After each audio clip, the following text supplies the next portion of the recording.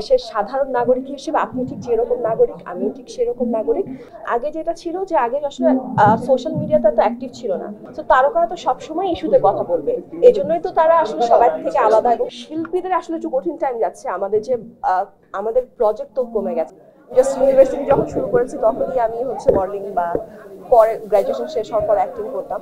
তো এখন প্রথম আমার কাছে একদম ভিন্ন একটা জায়গায় গিয়েছি সেরকম মনে হতো, কিন্তু ওটা আসলে প্রয়োজন ছিল। আমার পরিবার থেকে খুব করে ছিল যে আমি অভিনয় করি, এবং আমার কাছে মনে হচ্ছিল যে একটা অল্টারনেটিভ ক্যারিয়ার মানে এমন অপশন নাই যে এটা না করলেও হবে, এই অপশনটা তো আসলে আমার কাছে নাই। সেটা থাকলে হয়তো আমি বলতাম যে আচ্ছা এটা আমার করতে ভালো লাগে না বা পরিশ্রম হয়, কিন্তু এখন আসলে এটা বলার সুযোগ নাই আর কি। আমার কাছে মনে হয় যে আমার কাছে একটা প্ল্যাটফর্ম আছে যেটা অনেক মানুষের কাছে পৌঁছায়। দেশের সাধারণ নাগরিক হিসেবে আপনি ঠিক যেরকম নাগরিক আমিও ঠিক সেরকম নাগরিক। যেহেতু আমার একটা ভয়েস আছে এবং একটা প্ল্যাটফর্ম আছে, আমি সেখানে আমার বক্তব্যটা বলি। আগে যেটা ছিল যে আগে আসলে সোশ্যাল মিডিয়াতে তো অ্যাক্টিভ ছিল না। আপনি যদি দেখেন বাংলাদেশের ইতিহাসের সাথে আমাদের যারা সেলিব্রিটি আছে তারা সারা সেই 71 থেকেও যদি দেখেন, আলী জাকের বলেন, ওনারা সবসময় ভোকাল ছিল, ওনারা যুদ্ধে গিয়েছে, কিন্তু তখনের বিষয়টা আসলে এরকম ভাবে আসেনি বা আলোচনা হয়নি, কারণ তখন সামাজিক যোগাযোগ মাধ্যম ছিল না। তো তারকারা তো সবসময় ইস্যুতে কথা বলবে, এই জন্যই তো তারা আসলে সবার থেকে আলাদা এবং তাদের প্ল্যাটফর্ম আছে। সো আমি আসলে এটাকে এরকম আলাদাভাবে কিছু করিনি, আর এবং আমাকে আলাদাভাবে কখনো কিছু ফেসও করতে হয়। যদি অভিনয়ের ব্যাপারে অনেক বেশি প্যাশনেট না হয়, তার অভিনয় করতে আসা উচিত না।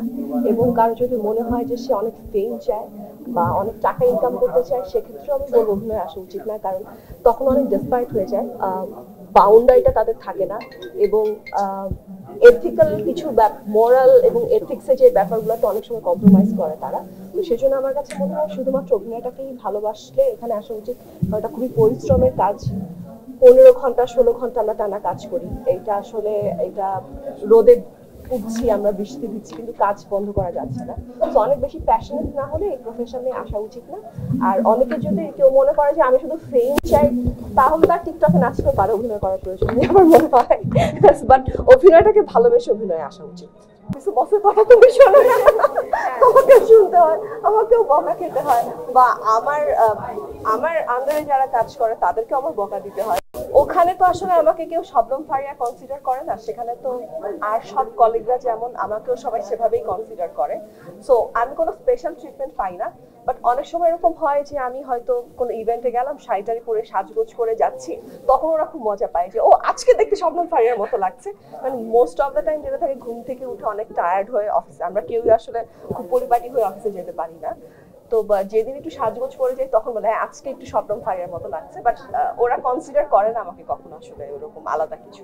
আপনারা ডিরেক্টর থেকে বলেন আমাকে কাজ, আমার কাছে কোনো ভালো স্ক্রিপ্ট আসেনি দেবীর পরে। আমার কাছে দেবীর পরে যেসব স্ক্রিপ্ট এসছে সেগুলো করলে আপনারাই আমাকে গালি দিতেন, এই কথা বলতেনই না চাকু একটা ভালো সিনেমা করার পর আর কেন কাজ করেন না।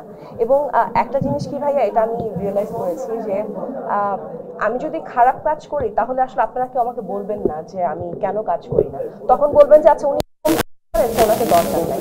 যেহেতু আমি ভালো কাজ করেছি এবং তারপর আর ভালো স্ক্রিপ্ট আসেনি দেখে আমি কাজ করি নাই, সেজন্যই আপনারা আমাকে বলেন যে কেন করি না।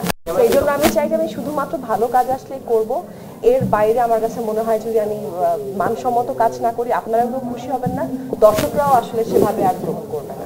শিল্পীদের আসলে একটু কঠিন টাইম যাচ্ছে, আমাদের প্রজেক্ট তো কমে গেছে। আগে যে পরিমাণে নাটক হতো বা যে পরিমাণে শুটিং হতো সেটা আসলে হচ্ছে না। সেটার পিছনে আসলে অর্থনৈতিক কিছু ব্যাপার থাকে, টাকা লগ্নি করতে অনেকে ভয় পাচ্ছে। সো আমার কাছে মনে হয় এই মুহূর্তে যে শিল্পীদের জন্য খুব ভালো সময় যাচ্ছে সেটা আমার মনে হচ্ছে না। আমার বাধা আর সবার বাধা তো আসলে সেম হবে না, এক একজন মানুষ এক এক জায়গা থেকে এক এক ধরনের বাধা সৃষ্টি করে। এখন যে মেয়েটা গ্রামের থেকে বড় হচ্ছে, ওর যে স্ট্রাগল, ঢাকায় যে মেয়েটা বড় হচ্ছে ওর স্ট্রাগল সেম হবে না, ডিফারেন্ট স্ট্রাগল হবে। বাট প্রত্যেকেরই তাদের স্ট্রাগল থাকে, আর শুধু মেয়ে না, ছেলেদেরও স্ট্রাগল থাকে। আমরা যখন বলি আমরা আসলে একটা জায়গার কথা বেশি বলি, তো সবারই স্ট্রাগল থাকে। প্রত্যেকটা মানুষই যখন সফল হতে চায় তাদের সবারই স্ট্রাগল করতে হয়। Thank you.